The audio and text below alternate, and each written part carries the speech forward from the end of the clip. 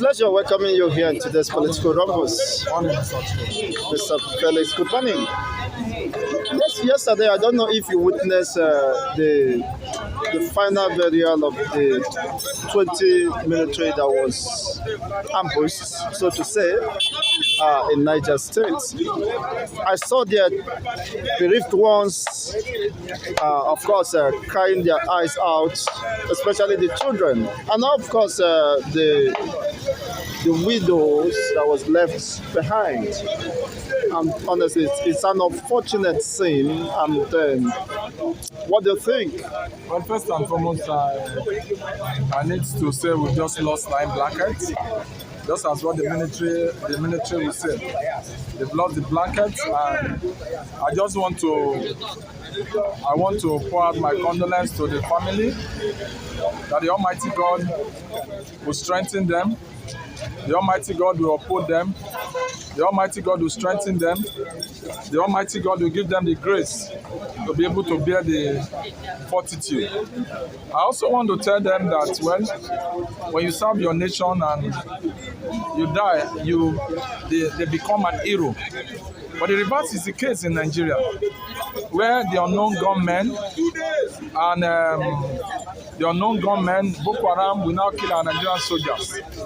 I stand to be corrected on this platform that if this happened continuously for the past 8 years of the past government, and this is a new government, and this is happening, that means the government knows something about it. The government needs to do something. The government needs to put their foot on the ground and make things work.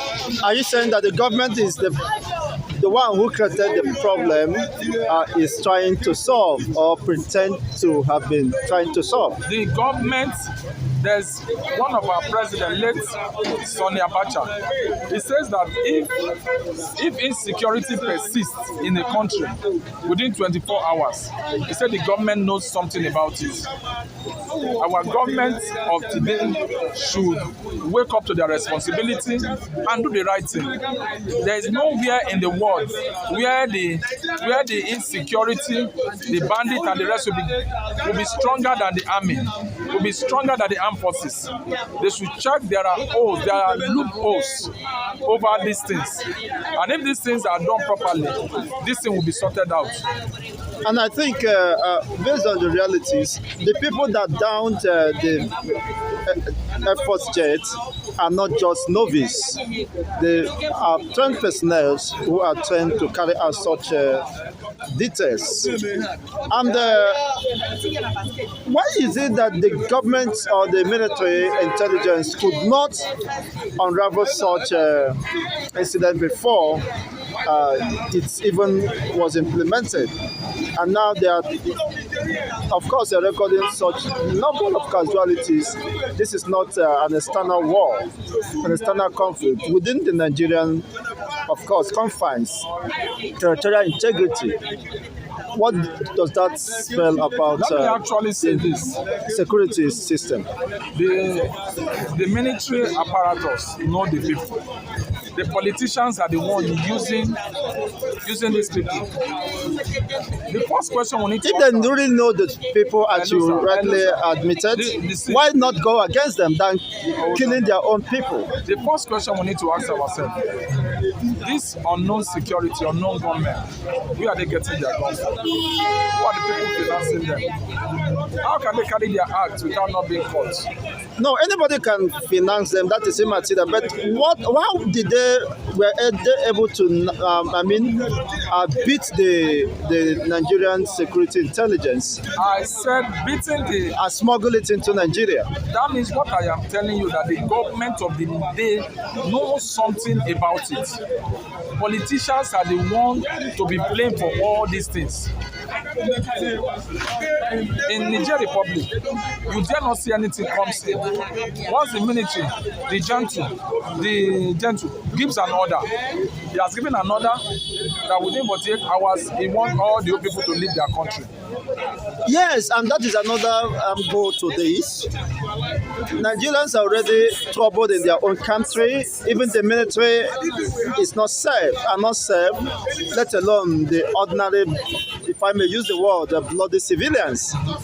Now, what does that portend?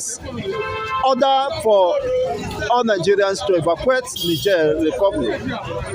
Is it another calamity for the Nigerian state? No, see, it's not. Number one, we should put our house in order. We should. The man is not saying he's going to stay there forever.